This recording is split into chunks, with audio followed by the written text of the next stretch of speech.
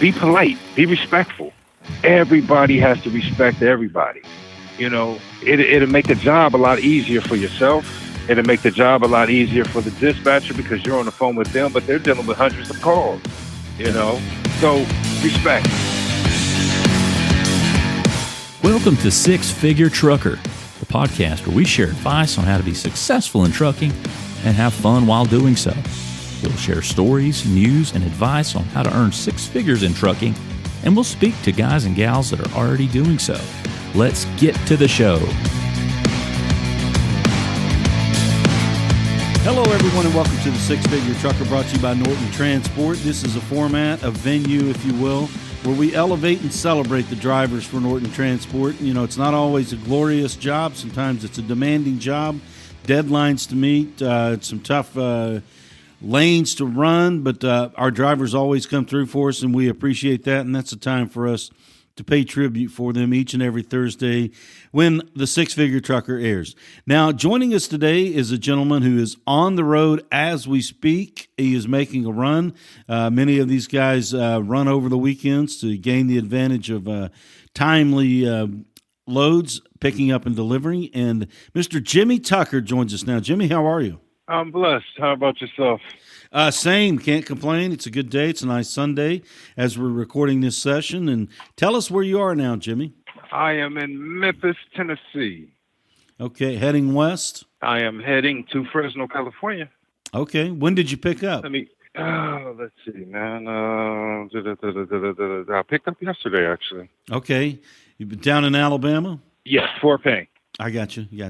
Now, you were just telling me before we got on the air here that it's been a bumpy ride. What are you in? And tell us about that bumpy. Oh, man, coming across that bridge, felt like I was on a roller coaster.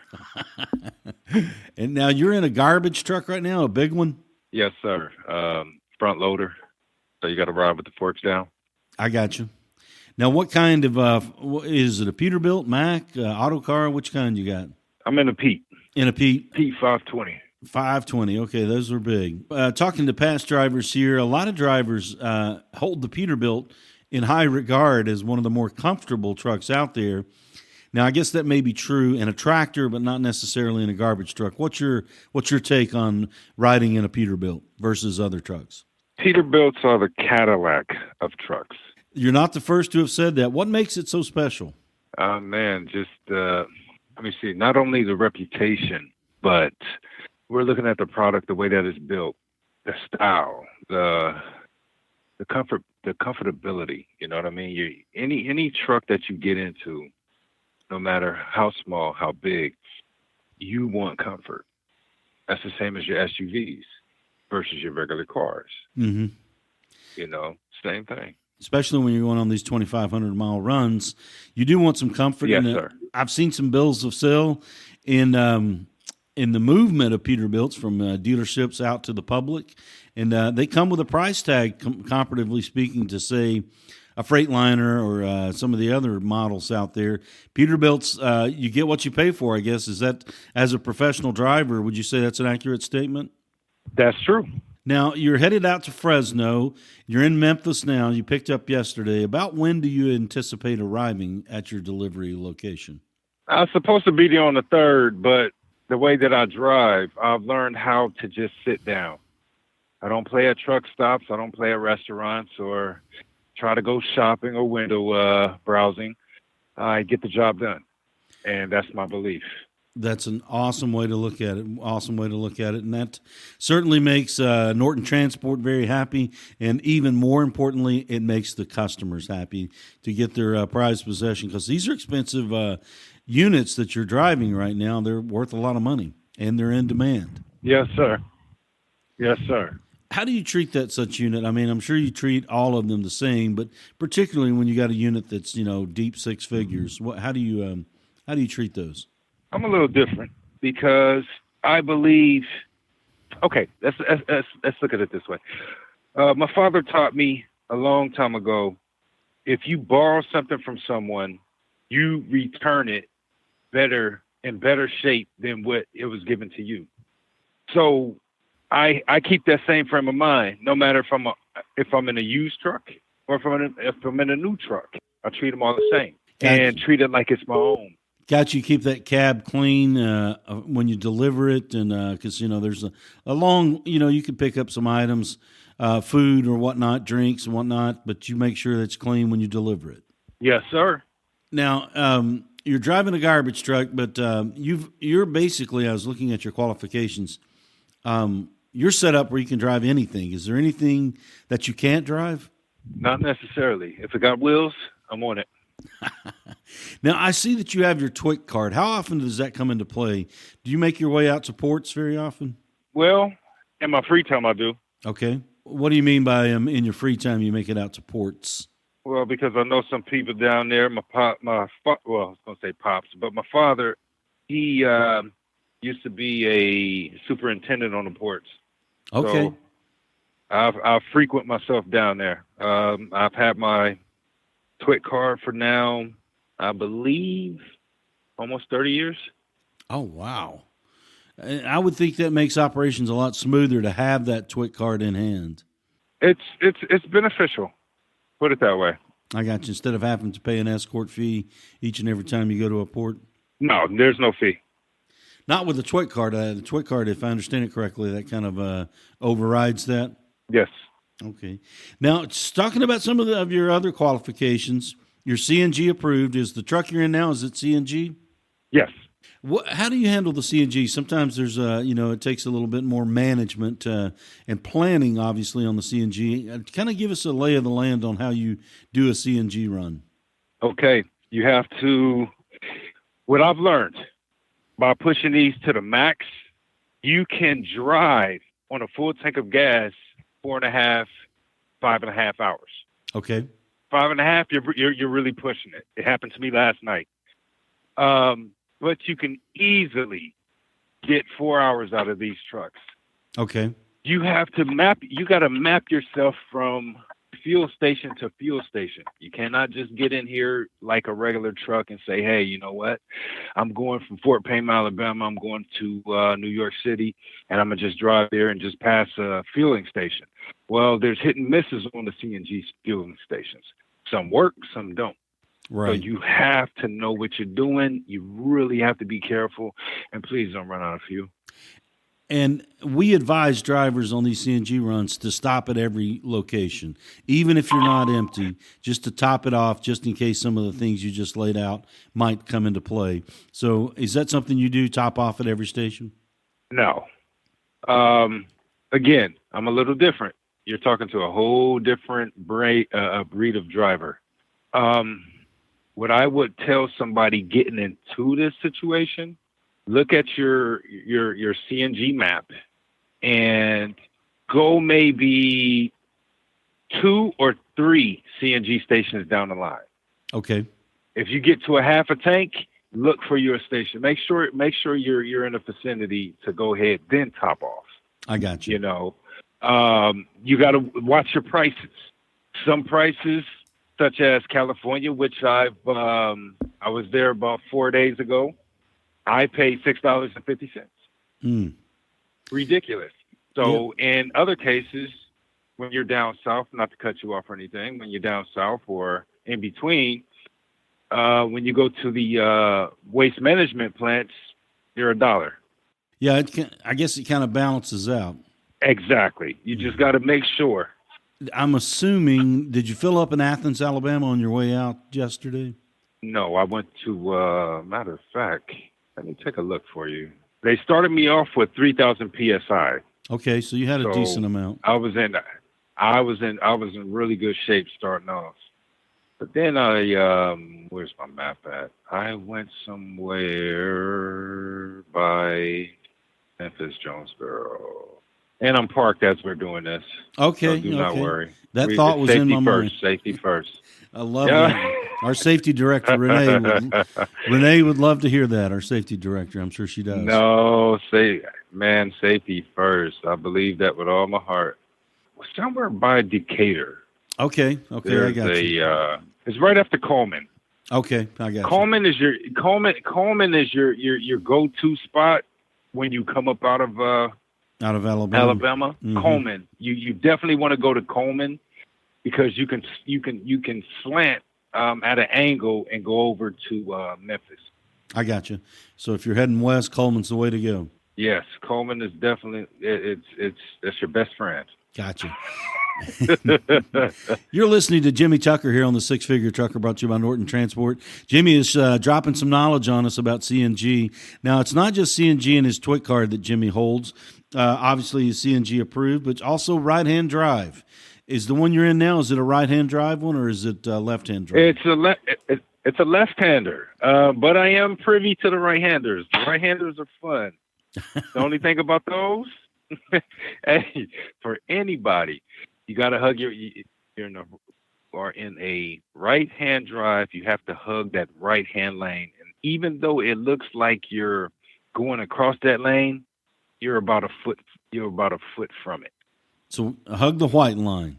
You got to hug that white line to the right. You definitely do, because if not, your mind is set to be on the left side, and you will veer over into the next lane, and you will just block 2 lanes. Yeah. I've done it. And you got to remember, you got to take into account those mirrors too, because they're out there. Yes, sir. Yes, sir. Yes, sir. Well, I'm glad to hear that you're parked here while we're having this conversation here on the Six Figure Trucker, brought to you by Norton Transport. And we've laid out, you got your TWIC card, CNG approved, right-hand drive, obviously specialty approved to drive vehicles such as garbage trucks. And you also drive manual, which we see sometimes. Not some of the younger drivers are not manual certified. How long have you been driving total since you came to us about a year ago? Oh, Lord Jesus. I got my CDLs in 2000. And I've learned how to drive on a manual. Is it that big of a difference? I mean, as far as physical exertion or that kind of thing, as far as driving a manual versus an automatic? It is. Automatic, you just sit there and you got to keep yourself focused. A manual, you're actually doing something and you're keeping yourself busy at all times. Mm-hmm. Ready, because you're shifting gears. Now, what would your advice be to those who are not manually certified? Is it worth getting the certification because of the fact that a lot of newer truck production not necessarily come in the manual feature? Most of them are automatic. Would you advise getting that manual certification to other drivers? Yes, sir, because you don't hinder yourself. I've always taught myself to, not to cut you off again, no, but you're good. Let me elaborate a little bit. If a person is just driving automatics and that's all they can do, they're restricted. Yeah, you're limiting yourself to the I'm loads you can unrestricted. take. Yeah. Right. I hear you, So brother. I opted to get different clearances. I opted to get my TWIC card. I opted to get, this, that, and the third, all my endorsements to make sure that I was an asset to a company, not only to myself. You know what I mean? So Norton, every now and again, they'll have me go get a manual. Well, not a problem. You're ready to go. Let's go. You're listening to Jimmy Tucker here, the very personable Jimmy Tucker, and he's got a lot of knowledge with 25 years on the road, and he's here with us, joining us on the Six Figure Trucker, brought to you by Norton Transport. Jimmy, wanted to ask you just a couple of questions about advice. You've given us some great advice. Now, if there's someone out there who's on the fence about getting into Driveaway, with your 25 years of experience, what type of other trucks have you driven, and in what scenarios were those in? I mean, was it owner-operator? Did you long haul? I mean, what kind of in those 24 years before you got to us? Give us a summary of that experience. Let's see. I've done decking, undecking, specialty. Everything has been long haul except for when I was doing powder train for a concrete company, going into the, what do you call these places? The cement plants. Oh yeah. And taking them to the silos. So I've done just about everything except gasoline. Okay. When it comes to trucking. I got you. Owner op and everything else. Now, you were an owner op? Yes. What was that like? I've heard that's a tough gig from other drivers. They say that's a tough gig. Well, I'm going back to it. I have my own company. Norton pays my company, which pays me. Okay. I run everything through my company. Sure. But this this particular position that I'm in, because I pay for everything, it keeps me focused, keeps me sharp. It keeps me looking at the laws and studying. It keeps me on my A game so that I can bring Norton an A game. We love hearing that. We love hearing that. And that kind of leads me to my next question. As an independent contractor, as you said, us paying you as a business, your business, do you manage pretty tightly, strictly, or I guess with a cautious eye, receipts and such on your expenses on the road? Yes, sir. Yes, sir. You got to keep all your receipts. You got to keep all your records in order, because if you don't, the IRS will bite you. Yeah, tax time comes for all. Yes, sir. Now, sort of wrapping up here on with all of your experience, your knowledge, I was going to ask this question for someone who's on the fence, maybe thinking about jumping into Driveaway. What would you say are the pros and cons, or what do you need to know to be successful, such as yourself, in Driveaway? Be safe. Listen, a lot of drivers are Mr. and Mrs. Know-it-alls. Mm-hmm. They got everything figured out.